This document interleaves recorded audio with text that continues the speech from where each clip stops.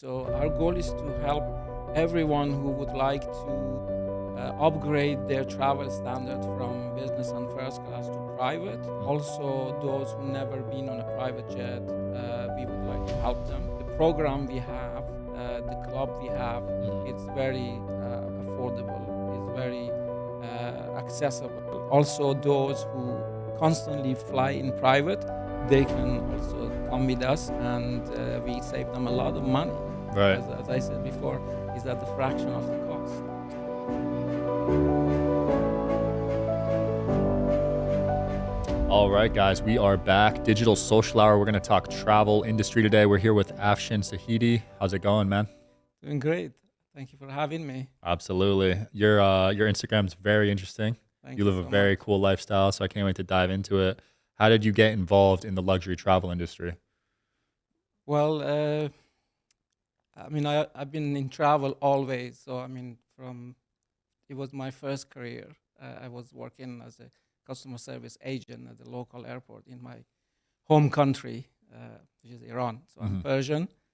Uh, then I moved to UK. I lived in UK for 20 years. I've been working under a lot of travel agents and tour operators.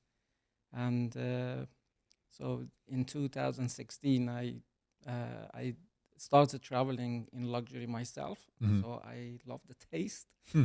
It's just amazing, and I couldn't leave it. So Yeah. I thought, since I'm in travel, so it's better to have my own company and my own mission, because there was a lot going on with, you know, too many hands between, things going wrong, no one taking responsibilities Hmm. when you're working under a big giant travel company. Once you go private, man, it's hard to go back. It's hard. Absolutely. Flying private internationally is very expensive, so I won't do that. But like domestically, I try to do it as much as I can because it's so convenient. The networking's great, and actually here it's not too expensive if you go from Vegas to Cali on Jet Suite X. It's only like $200, so it's not Wow. too bad, you know. Yes. Yeah, but I know like coast to coast, some of my friends have paid 40K for a private jet. Imagine how much would be if you go to Dubai or Oh London man, be or six Paris. figures. I'm not at that level yet. Maybe one day. Well, that's the point. Yeah, and that's what you do, right? So Yes. you figured out ways to travel private for cheaper, right? Yes. So we make private jet experiences more accessible and affordable Hmm. with group travel. So we do the entire experience. So say you want to go to Dubai from Miami or New York, what would that look like price wise? It would be between a group of at least 13, Hmm. and the cost per person starts from 30K, 35,000. Wow, so you're doing 500,000 a flight. Yes. So Dang. it would be at the fraction of the cost. Because normally it would be double that probably, right? Oh, it would be 10 times more. Oh, 10 times more? Yes. So it would cost 5 million? Oh, no, no. I mean, per person. Oh, per person. Yeah. Okay. Yeah. So it'd be 150. Okay.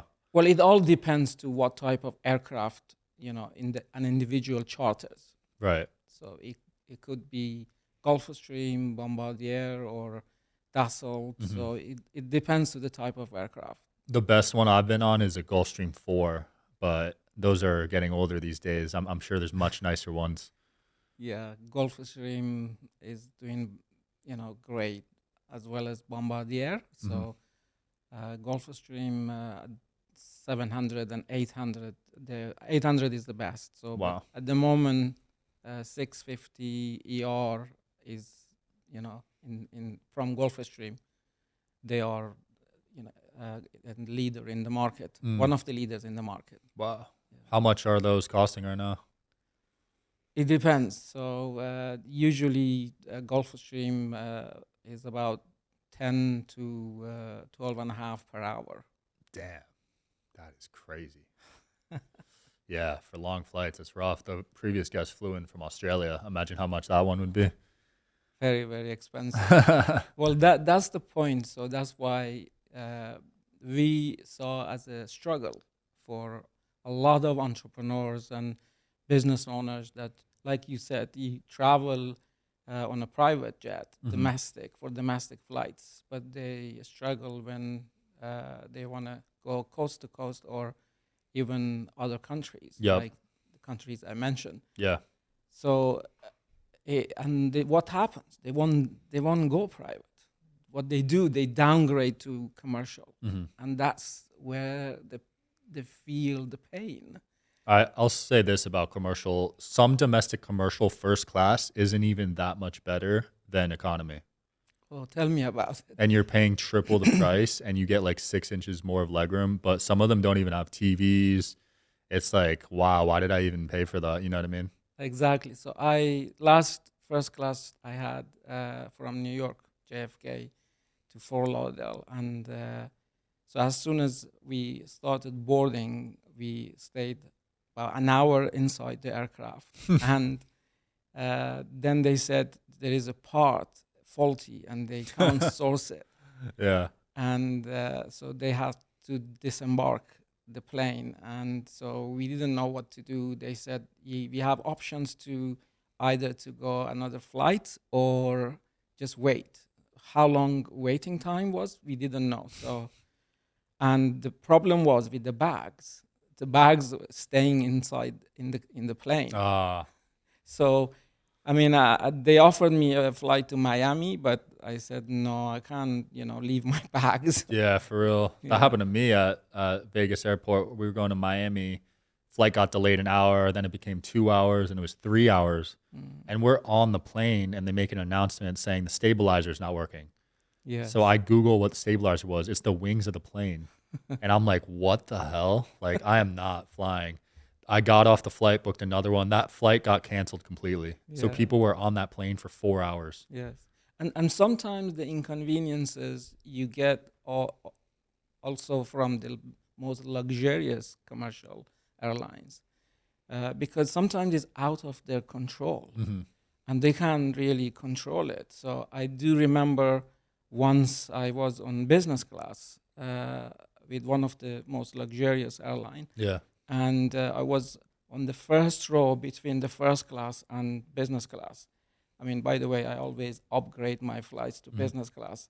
Uh, Being in the travel industry, so I know how to upgrade. So, and that's what I also teach other people. That sounds like a very valuable thing to know. Yes. So, and then as soon as I tried to get my seat and I wanted to put my carrier bag in overhead lockers, there was Mhm. no space. There was no space at all in that section. Right. I had to call the cabin crew to find me space. And finally, she squeezed my bag inside pillows. Wow. So, First world problem, right? yeah, it wasn't really convenient. It's especially for those who pay a lot of money for that flight. I didn't pay, I just Yeah. upgraded using my miles. But some But people paid full price. exactly, Yeah. 5K, that flight's worth Sheesh. $5,000. And after 15 and a half hours, when we arrived in destination, someone from first class came and stood next to me and opened the overhead lockers above my head Oh, and before took, you even got up? yeah, and I took hate his, people that do that. exactly, and took his bag. So he had the most spacious cabin and also the biggest overhead lockers. I don't know how many carrier bags. Wow.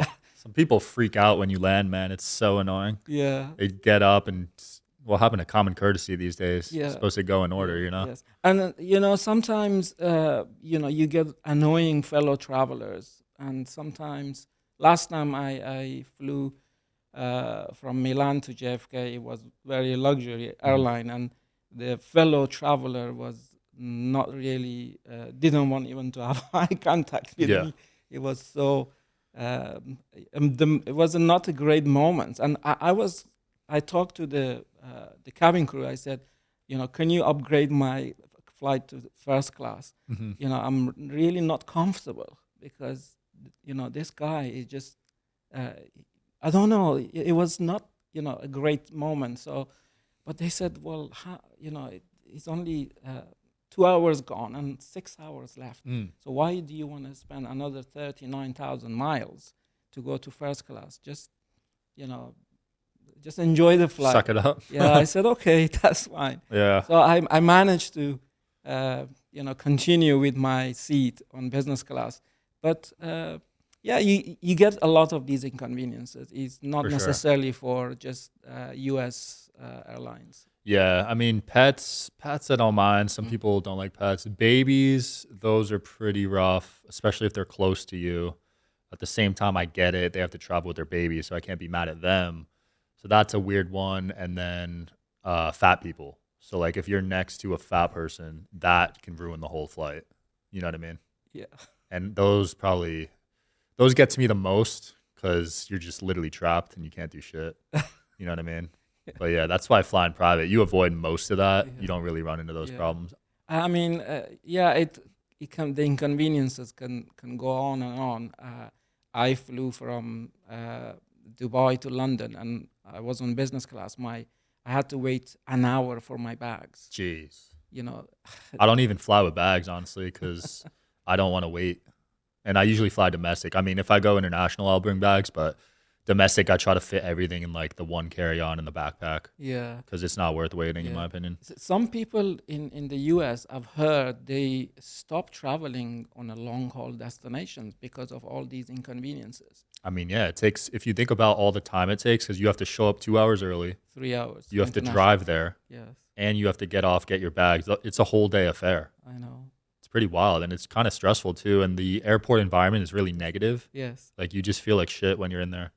You made the point. I've been traveling to at least 50 countries and at least 2-3 times every country. Mm. So every time now I'm going to the commercial airport, I'm stressed. No, for real, it's stressful. Like because if you've missed a flight, those thoughts come in your head. Like, oh man, I got to be here like 2-3 hours early. Like I'm not doing that again.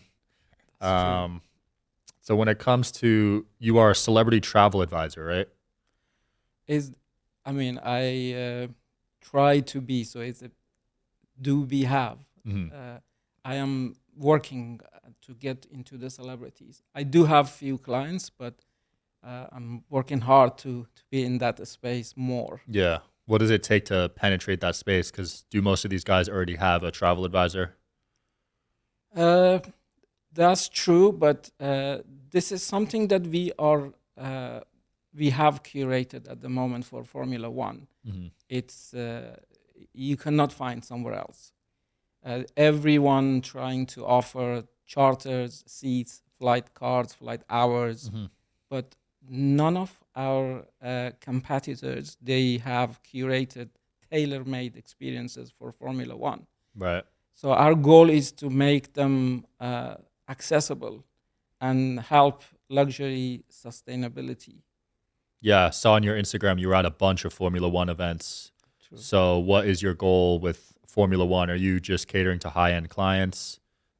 Not specifically. So our goal is to help everyone who would like to upgrade their travel standard from business and first class to private. Mm-hmm. Also, those who never been on a private jet, we would like to help them because the program we have, the club we have, Mm-hmm. it's very affordable, is very accessible. Also, those who constantly fly in private, they can also come with us, and we save them a lot of money. Right. As I said before, is at the fraction of the cost. So how does the club work? Is it a membership?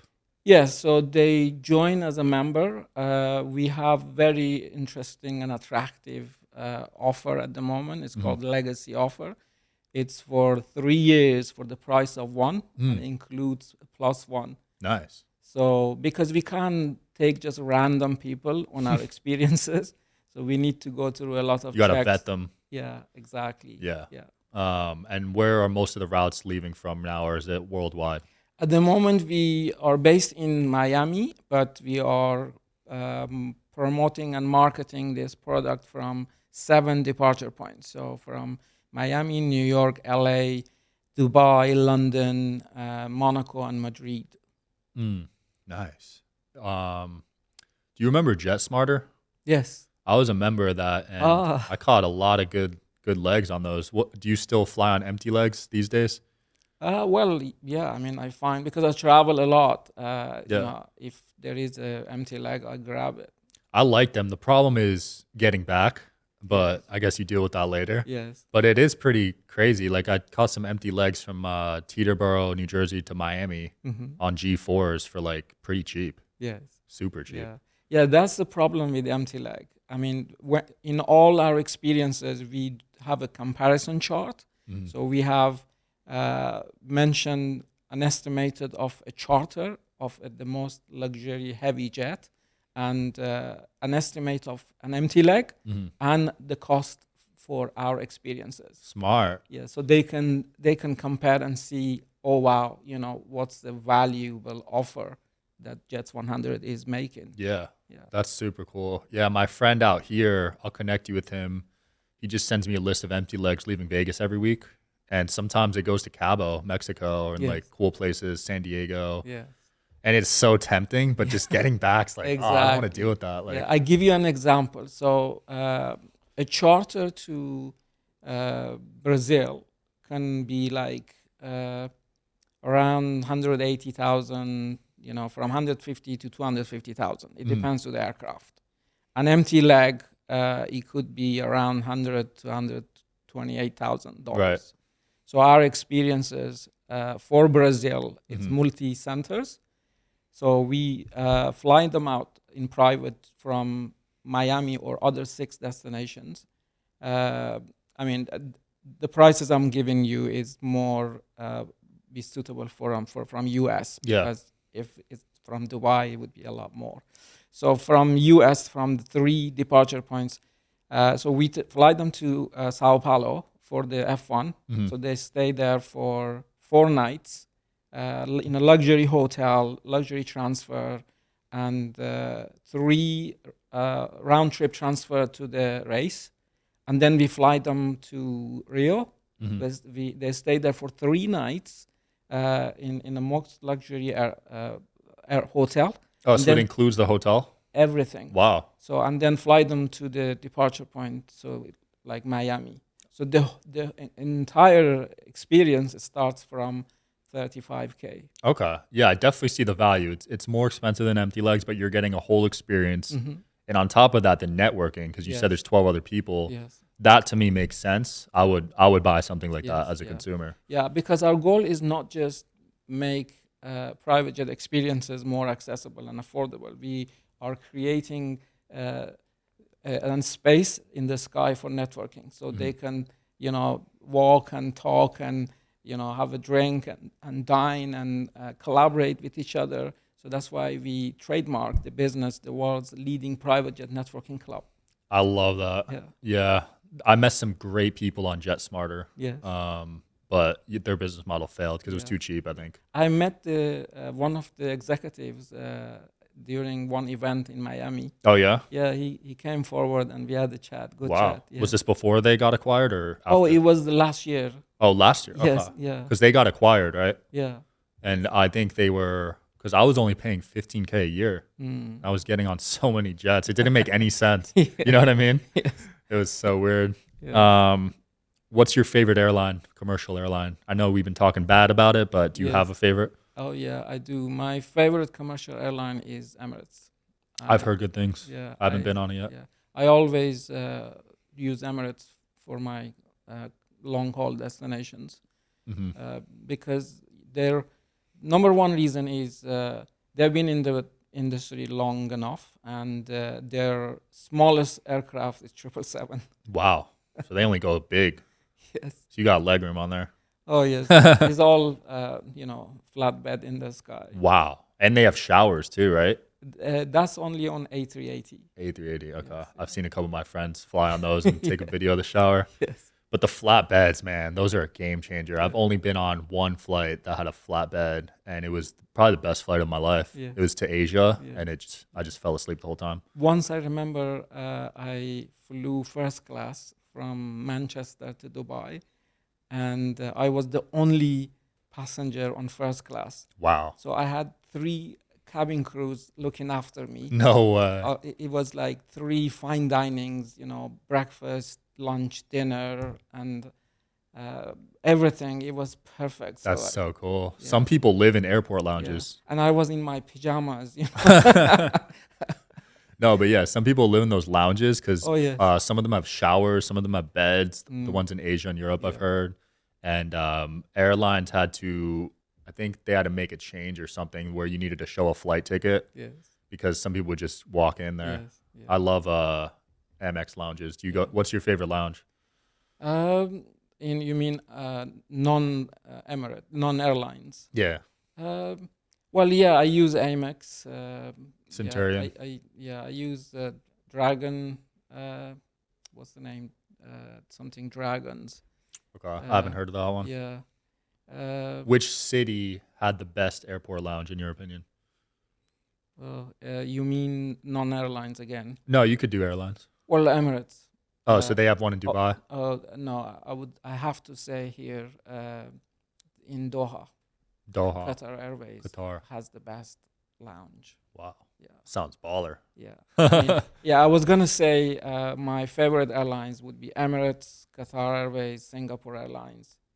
These three would be my Okay. favorite airlines. I gotta step it up, man, because Yeah. I be on United and it's not cutting it for me Yeah. anymore, man. I'm 6'5". Yes. I'm too tall. I know. The Singapore Airlines now competing, with Emirates and other airlines. They've been one of the best as well in the market. Mhm. They are doing one of the best, the suite, the cabin for first class. Nice. Yeah, it's a huge project. They're building in England. They're rushing the order as well. Wow, that's cool. That's exciting. Is it true when you're booking a flight online, you're supposed to use incognito mode and it's cheaper if you do that? I have heard of it, and sometimes yes, because there are a lot of technologies.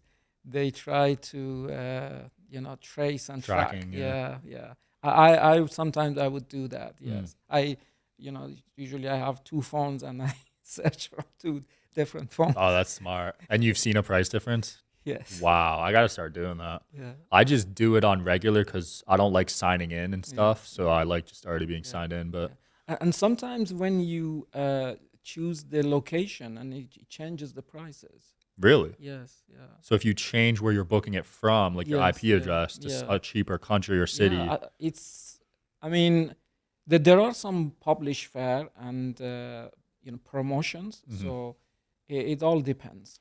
yeah, I'm surprised it's even legal because I feel like if you're just booking a flight, it should be the same price as everyone else. You know what I mean? Mhm. Yeah, It's I pretty mean, weird. some online websites for flights, they are crazy. Yeah. Have you heard of what is it, Skip Lagged or something? No. Oh, okay. It's some weird travel hack. But with the hotels, are you doing anything there to get good deals as well? Yeah, so that's one of our expertise in hotel industry because uh, my company in UK, Holiday Luxury, we have been working hard and closely with the most luxurious hotels, resorts, and private islands. Nice. I personally have stayed and experienced these hotels to make sure they are right and fit for our clients. Wow. And we deal with the sales and marketing department, sometimes GM. Mhm. So we don't deal with reservation. Because sometimes it goes wrong when you deal with reservations. Yeah, stuff, yeah. it goes wrong. So that's why I'm not comfortable. That's one of my biggest pet peeves. When you make a reservation, you show up early Mm. and then they don't seat you till like 30 minutes after it. Yes. That gets to me for sure. Yeah, I don't like that. But it's handy when you know a GM at a restaurant for Yes, sure. yeah. Vegas is all about relationships too. Yes, yeah. We have connections, all over the world because we are part of a few companies that they do events.